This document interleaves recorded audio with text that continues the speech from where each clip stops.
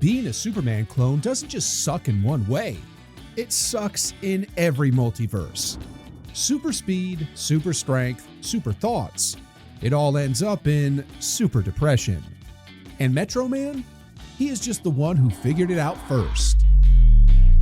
Okay, let's skip the "wow, powers are cool" part and jump straight to the problem. Superman clones are too good at being superheroes. Because if you look at them better, they're not just heroes. They're literally built to be the ultimate solution to every problem. But the truth is, these characters almost always come with a built-in problem. They're strong, too strong. They're fast, too fast. You get what I mean? And that's where the trouble starts. All Superman clones have the same power set and more or less the same problem. The real difference? Their coping mechanism. You can see this problem clearly when you look at Metro Man and the Incredibles side by side. Mr. Incredible is what happens when the world says only no. But Metro Man? He is what happens when the world never says no. In The Incredibles, Mr. Incredible isn't treated like some super god you would expect him to be. He's actually treated like a problem. We all know he can lift trains and throw robots. Yeah, Bob, we know you're strong. But instead of letting him do all those things off free, Pixar tries a different approach. They let the multiverse push back. Request claim on claim number 158183. You will be... You got him yet? Then where is he? In the form of a desk job. Welcome to the real world, Mr. Parr. Bruh. Bob's too strong for a normal life, but at the same time, too destructive for the system. Every rescue causes damage, and he has all those rules, his family, and restrictions. He's basically nothing without teamwork. And no, this doesn't necessarily mean that he's some weak version of Superman. It's actually the opposite. Because without those limits, his power would actually tear his life apart. You don't believe me? Imagine if we take the rules away, the family, and the need for him to explain himself to the world. What would you get? Omni-Man. Omni-Man actually has the same abilities and the same starting point as Mr. Incredible. The only difference? They have a completely different mindset. Where Bob Parr is constantly pulled back into, well, being Bob Parr. You know, a husband, father, and a regular dude trying to fit in. Omni-Man literally floats above it. He doesn't need permission or approval. He doesn't even need to justify the damage. Because to him, destruction isn't a consequence, it's just collateral. And that difference, that's where everything starts to go wrong. But we'll come back to Omni-Man in a little bit. On the other side of Mr. Incredible, we have Metro Man. He is what actually happens when a superhero has no resistance at all. Every villain loses. Every disaster is solved before it even becomes a headline. The only noise he gets is applause. Ladies and gentlemen, your Metro Man. Who's your man? Yeah! And yeah, I know. At first, that looks awesome, amazing, incredible, and all that stuff because, man, I can't remember the last time anyone was that thrilled to see me. But think about it for more than 5 seconds. Metro Man doesn't train. He doesn't adapt. He doesn't grow. He shows up, wins, and leaves. Over and over and over again. At this point, I'm starting to think Superman is a Metro Man clone. There's literally no fear of failure because failure is just impossible for him. But when you remove failure, you remove progress. For Metro Man, this means there is no meaning behind being a Superman anymore. This is where people miss the point and say, he's just lazy. No. Metro Man isn't some lazy dude. He's just done. Done saving the city. Done playing Superman-y. He isn't failing as a hero. He's just succeeding too well. And then Megamind gives us this big moment that flips everything. You know what I'm going to say, right? Save every day like a treasure and then again. Looks like me and Roblox when everyone stopped moving. I disconnected. Yeah, okay. This is the part where I'm legally required to say, if you're enjoying this, maybe hit subscribe, because apparently YouTube only shows these videos to people who do that. In this super speed thinking scene, time freezes. Literally, everyone else stops moving, but Metro Man doesn't. And this isn't played like a flex, it's actually played like some nightmare. His mind keeps racing while the world stands still. Seconds stretch into years. He wanders around, reads books, explores ideas, listens to music, questions his own existence, and nothing fills the gap. This scene is so important because Metro Man doesn't realize he's pointless because he loses. He realizes it because he has too much time. Most heroes don't get that luxury. I mean, Mr. Incredible is too busy juggling lawsuits, family stress, and robots trying to kill him. He doesn't have time to wonder if being a hero matters. He's fighting just to stay relevant. But Metro Man? He already won that fight a long time ago.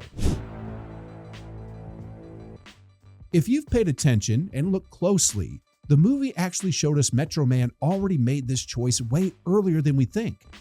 During that big speech, he actually flickers on screen for a split second. And if you look very closely, you can actually see him behind Megamind's shoulder. That's him using his super speed, which is revealed much later on. This is where a lot of Superman clones go wrong. Writers usually don't let the god think long enough to realize the truth.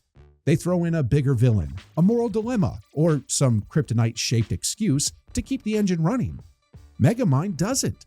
Instead, it lets Metro Man speed running through a mid-Ive crisis to end up deciding that he wants to peace out from heroing. Now, compare Metro Man's whole situation with Mr. Incredible's. He has the same core fantasy as Metro Man, as we've seen, but there's this key difference. Instead of Metro Man's applause, Mr. Incredible gets lawsuits. Instead of big statues, he gets cubicles. Instead of glory, he gets told to sit down and work a desk job. And that friction, that changes everything. Metro Man never gets told no. He's trapped in a world of perfection. Mr. Incredible, he only gets told no. Unlike Metro Man, Mr. Incredible actually misses being a hero. His glory days.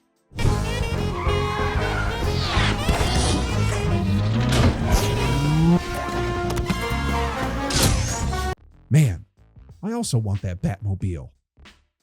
But when Bob sneaks out to relive the glory days, it's not because he wants attention, it's because that struggle gave his life shape. He actually wants to be challenged and feel useful again. So, with what solution did Pixar come? They didn't remove his powers or make him weaker. Nope, they made the world stronger. Suddenly, his being that strong is the problem. He becomes too strong for a normal life, but too big for the system. His gift turns into a prison instead of freedom. 'Cause I'm Mr. Incredible, not Mr. So-so or Mr. Mediocre guy, Mr. Incredible. I mean, have we ever seen Metro Man in this state? He never had that problem. Or, any problem in the first place. When you're that powerful like him, there's no, what if I lose? Imagine playing a video game where you're invincible, enemies can't touch you, and every level auto-completes.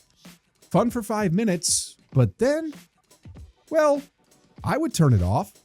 But if you think about it, that's Metro Man's life. And instead of turning bitter or turning violent like Omni-Man, he steps away, which is honestly wild because being a Superman means you don't quit. Okay, you may get nerfed by the writers, locked behind rules, or shoved into moral debates so the story still works. But quitting? That's not in Superman's vocabulary. And that's exactly why he stands out. I know that neither Mr. Incredible or Metro Man has the perfect life, but if they offered me to swap, hell yes, I'm gone. Immediately. I'll take the boredom and the existential crisis if I can get that cape. But there actually is a version of Superman clone nobody wants to live as. That's Omni-Man's version. And yes, I know Omni-Man is a mass-murdering space fascist, but he might also be the most tragic character in this problem. Hear me out, because Omni-Man is actually what happens when the problem of being a Superman clone doesn't turn inward and also doesn't get filtered through humor, family, or self-reflection. They all have the same setup, the same strength, but instead of boredom or frustration, Omni-Man reaches a much darker conclusion, where Metro Man asks, "Why am I doing this?"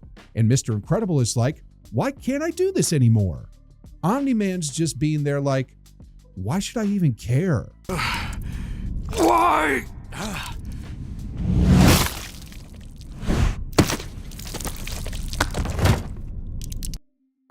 Yup, why the hell would you care? Let's just kill the Guardians of the Globe? This is actually so important because Omni-Man isn't scary because he's evil. He's scary because he's consistent.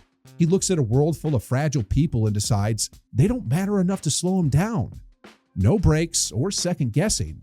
This is a Superman clone with all the safety rails removed.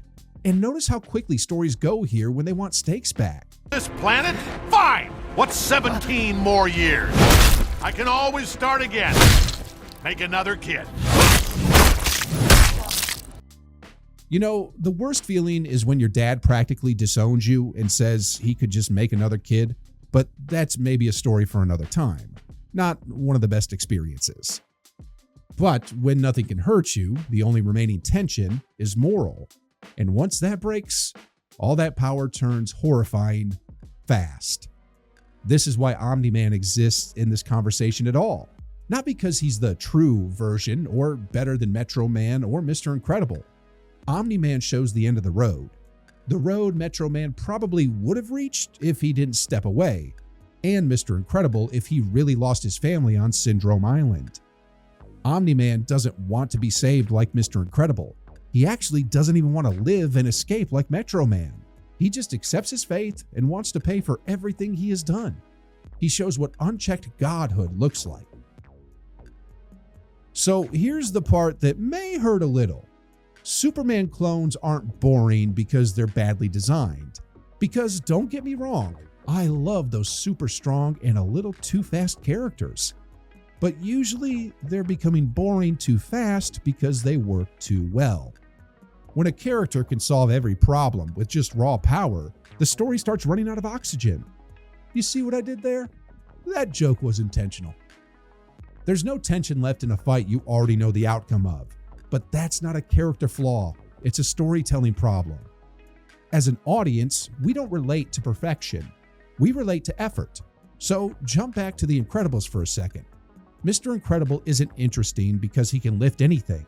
He's interesting because he can't always act like that.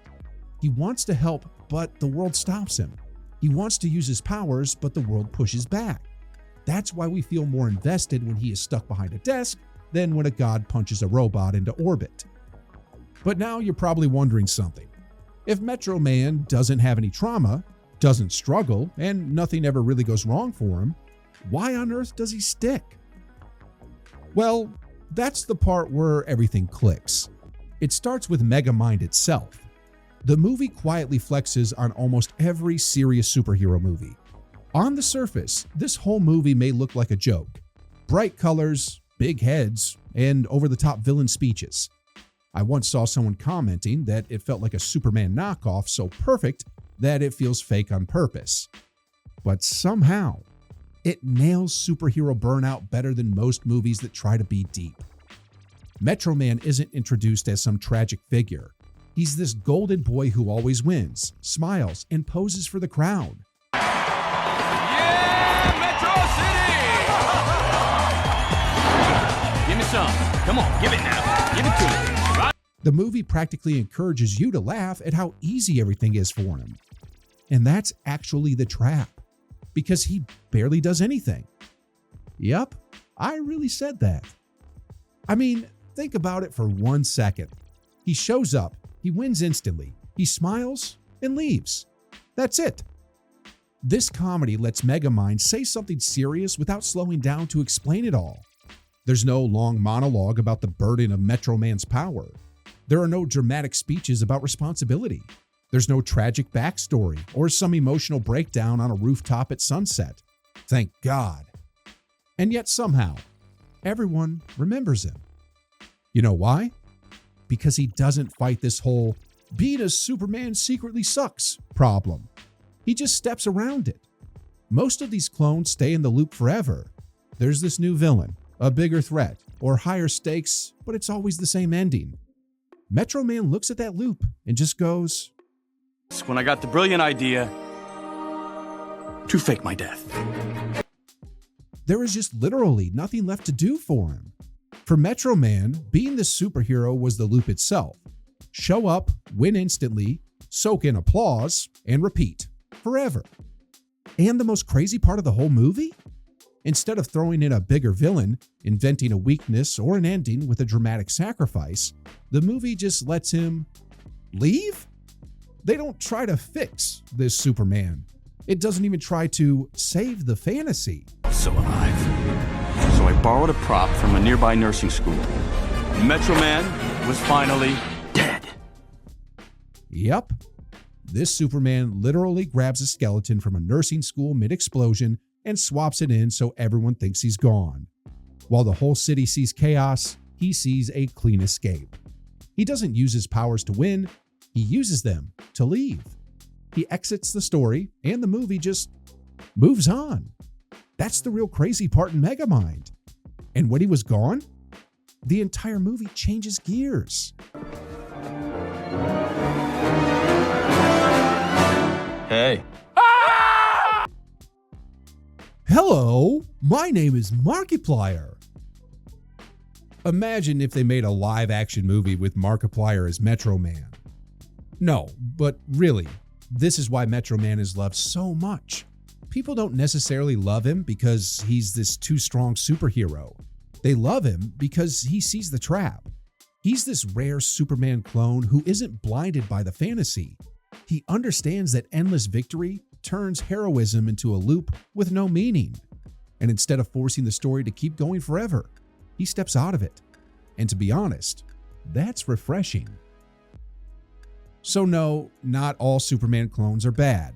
The problem isn't the cape, the powers, or even the idea of being a Superman.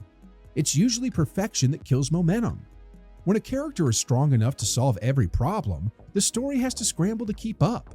So, writers add new rules, new traumas, new limits, anything to bring the hero back into the system. All Supermans usually have the same power set, but one universal problem. Being a Superman clone sucks. Might sound like clickbait, but really, it isn't.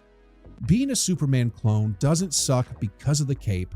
It sucks because unlimited power removes the most important thing we need in a story. Metro Man didn't turn into one of the best superheroes because he's so strong. He's loved because he saw the trap. And honestly, that might be the most superpower of all.